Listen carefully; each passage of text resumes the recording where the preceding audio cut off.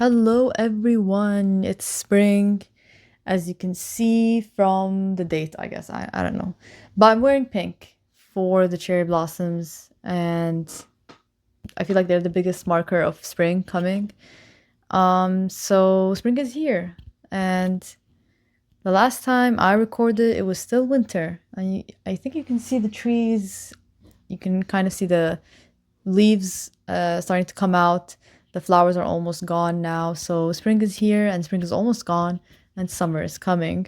It's been a while. I've been like honestly slacking off and still a little self-conscious and whatever. But today I wanted to talk about struggling with stuff. I think that's like a really important thing to notice.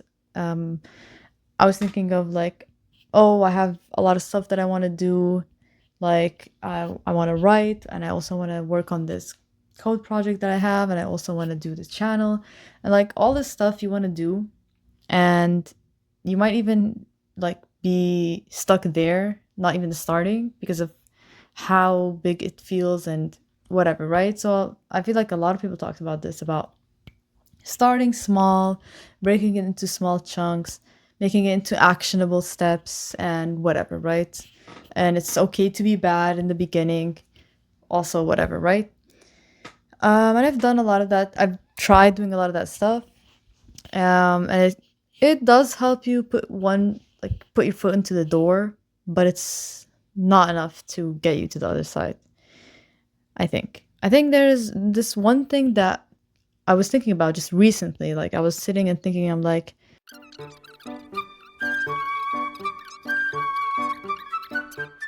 I make a decision. I'm like, I'm gonna work on this, this, and this for this week. Doing the actual thing is still hard. Like I've broken it down, wrote it down, made it into actionable steps, and yet taking that step is still hard. Why? So that's what I was thinking. Why? The one thing that I did realize is it's gonna suck. Doing the thing is gonna suck. No amount of stuff that I'm gonna do, or like, I can try to organize it, I can try to break it down, I could try to do everything to make it suck less, and it will still suck. It will still be a horrible experience doing this. Like writing, you try to like start with chapter one, you try to start then with page one, and then you start with the first word or letter of the chapter. The thing is, fine, you got to that step. You did the first thing. You wrote a first page or a first word, and now you want to keep on working on this project. And the more it grows, the scarier this project becomes, and the more self-aware we become of how we feel. That we like these doubts start coming in. That this is gonna suck, this is horrible, who do I think I am writing this? This is not even a good idea. And all these thoughts come in, and it's like they say, death by 1,000 needles. Or 1,000, I think it's 1,000 needles.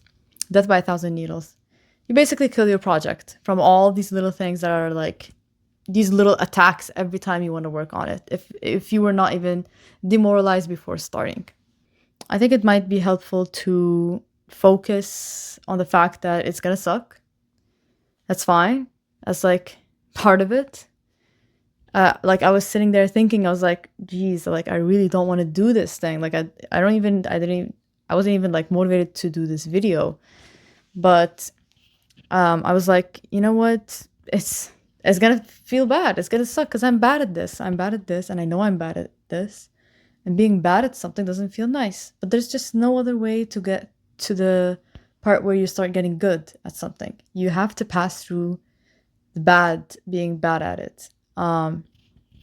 And but it's interesting because when I was starting to get into rock climbing, I wouldn't feel bad because I am bad. It was actually exciting to learn stuff, to learn to rock climb, and I guess at some points I'm like, oh, I wish I was progressing a little faster or whatever. But then I'm like, but you know what? I'm actually enjoying doing these climbs anyway. So what matter? Why does it matter if it's a V3 or V5 or V7? Doesn't matter what grade it is if it's a fun boulder to do anyways. But for some reason, stuff where I guess you share it with others, like like a channel or a novel seems to have these, seems like the perfect breeding grounds for doubts to come out. And so if I was working on a novel or something like that, or writing anything, it feels like doubts come in really eagerly. Like I don't really have these doubts when I'm climbing. When I'm climbing, I'm like basically in the flow. And so why is it that when we do stuff like this, it feels like 10, 100 times harder to, or 100 times more, it becomes intolerable. Like you can't tolerate this being bad at it, you know? Because being bad at it seems to cause judgment in other people, and we don't like that. So, but being bad at rock climbing doesn't, no one cares. It's only when you want to share that or you want to compete, I guess, that these doubts start to come in. It's a social thing. It's very interesting why these doubts are so connected to other people's expectations. So I think it's useful to remember that being bad is, first of all, expected. I'm going to be bad at doing this channel, doing this video, doing this editing. Like, I'm pretty sure I could have made this video more concise, more coherent. I know I could have done a better job. Definitely. By 10 times, 100 times better.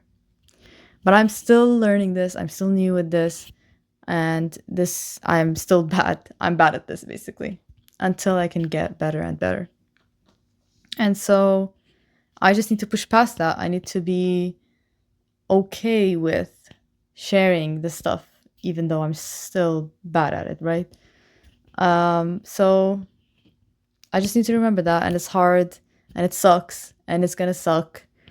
I just have to keep remembering there's just no way to make it less sucky. Like being bad at something, learning to be good at it, whatever it is, studying for college, learning to do a dance move or playing a video game, like coding, whatever it is,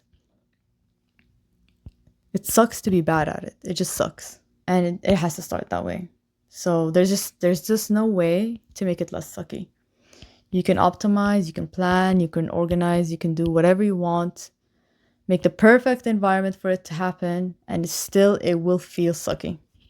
If I can learn to accept that feeling bad, expecting it, imagine how much I can do in spite of being afraid, in spite of doubting, in spite of. And so I think that's the biggest thing that can really get you to the other side, and finish the project, or at least make real progress, because I know I can just try to write and no one would ever read it, and like write it in a way that, oh, I'm not going to share it or whatever, try to do videos, but then because I know no one is going to see it, I'm not going to even try to edit it. When I'm actually committed to doing it, then I can allow myself to really learn and go through the whole shitty experience of being bad at the whole thing. So that's just what I wanted to share today. Thanks.